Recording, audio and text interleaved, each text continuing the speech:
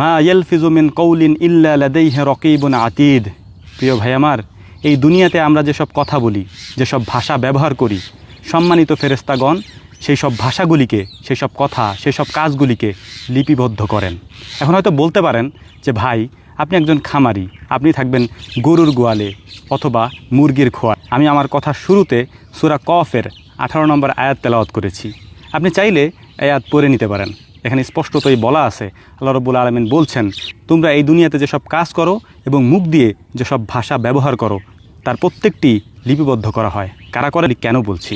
আপনি যদি আমার উপরে কোনো জুলুম করেন তাহলে সেটাও লেখা হয়। আপনি যদি আমার সাথে চগলখড়ি করেন সেটাও লেখা হয়। আপনি যদি আমাকে ধোঁকা দেন অথবা আমার উপরে এমন কোনো অন্যায় করেন যেটা আল্লাহ তাআলা হারাম করেছেন আমার জন্যে, আপনার উপরে, এই কাজগুলির জবাব আল্লাহ তাআলার কাছে আপনাকে দিতে হবে। এবং